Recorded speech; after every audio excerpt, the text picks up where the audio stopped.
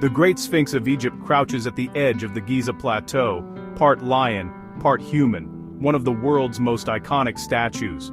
For millennia, it has watched empires rise and fall, but its own story is carved into its weathered limestone body. Deep fissures and undulating scars mark its sides, sparking fierce debate among archaeologists and geologists. Are these marks the work of relentless desert winds, or do they hint at something far more dramatic? Ancient torrential rains. This question isn't just academic, it could rewrite the opening chapters of human history. If the Sphinx is older than we think, it suggests a lost, sophisticated culture predating the pharaohs. The Sphinx's sheer scale is staggering, longer than a jumbo jet, as tall as a 6-story building, carved from a single bedrock outcrop. For centuries, it was buried up to its neck in sand, its body hidden from view. Only in the modern era was the full eroded monument revealed, raising new questions. The official story seemed simple, but the evidence in the stone was anything but. The Sphinx doesn't just ask a riddle, it's a riddle. Solving it means journeying deep into the past, challenging everything we think we know about ancient Egypt. Did wind and sand carve these wounds, or are we looking at the survivor of a forgotten catastrophe? The investigation begins. The mainstream story says the Sphinx was carved around 2500 BCE for Pharaoh Khafre, whose pyramid stands nearby. The face resembles Khafre, and the Sphinx's enclosure aligns with his pyramid complex. Egyptologists believe the Sphinx was carved from leftover limestone after quarrying for the Great Pyramid. Erosion, they argue, is due to 4,500 years of wind-driven sand and occasional rain. The Sphinx's body, made of alternating hard and soft limestone layers, eroded unevenly, creating the monument's distinctive banding. Most of its life, the Sphinx was buried up to its neck in sand, protecting the body from the worst erosion.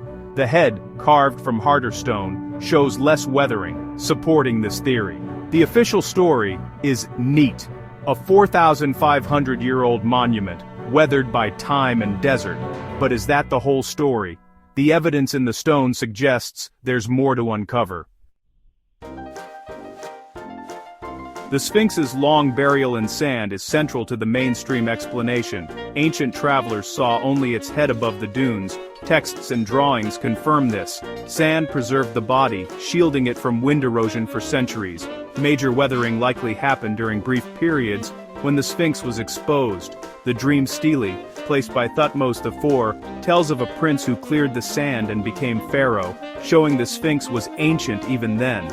Other pharaohs tried to keep it uncovered, but the desert always reclaimed it. Only in the modern era was the Sphinx fully excavated.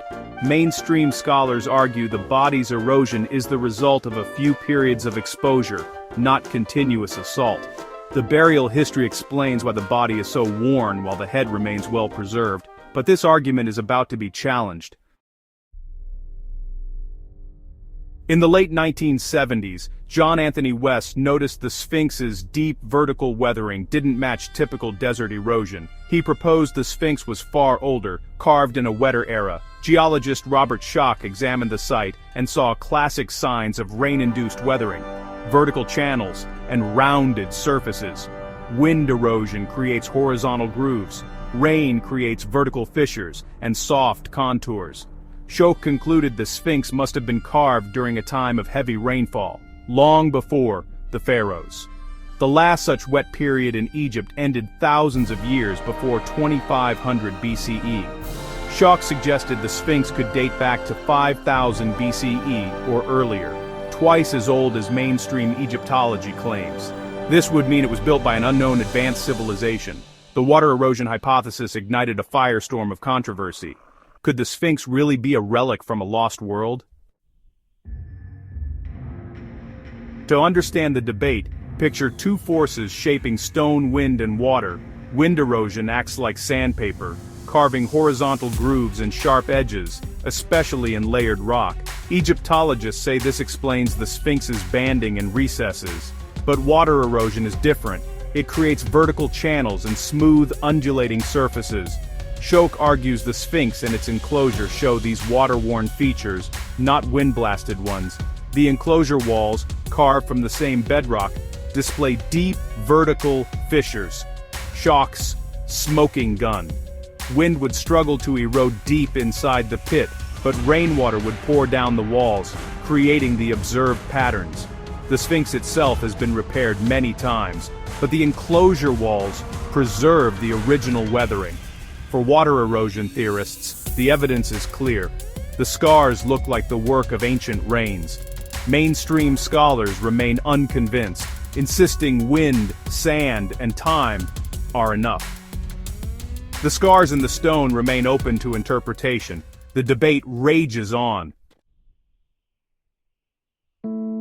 Critics of the water erosion theory offer alternative explanations. They point to haloclasty, salt weathering, as a major factor. Moisture draws salts to the surface, where they crystallize and break the stone apart, creating vertical fissures. The Sphinx's lower body, close to damp ground, is most affected.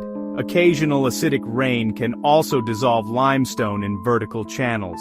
Other Giza monuments carved from similar rock show classic wind erosion, not the Sphinx's unique patterns.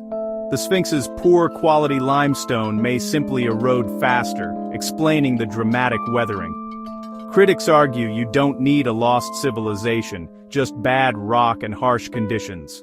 The mainstream view holds firm.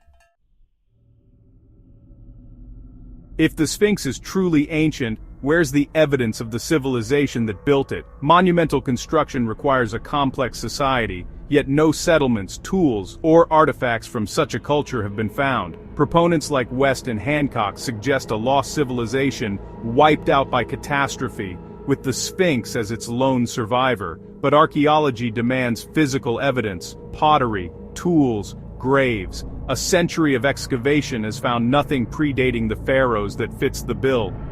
Critics say you can't rewrite history based on erosion alone.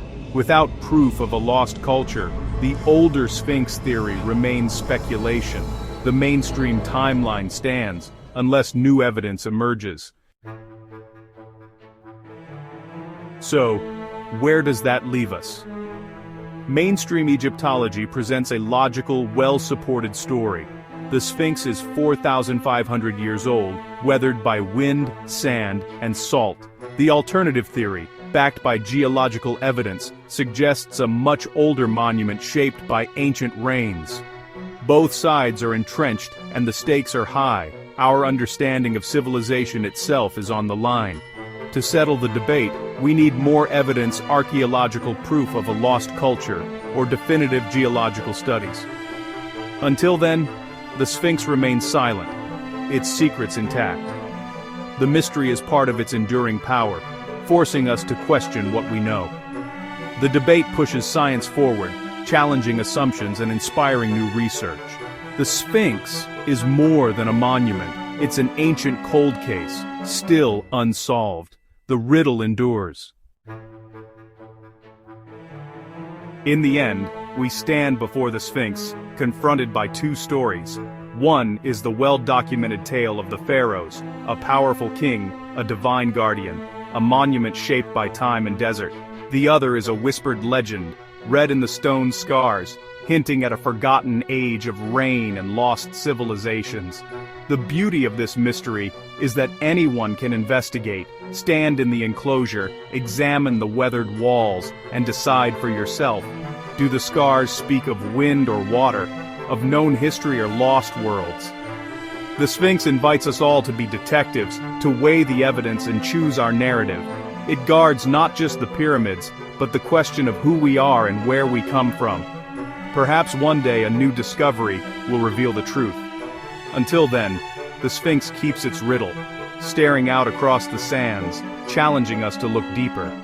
What do you see when you look into its stone eyes?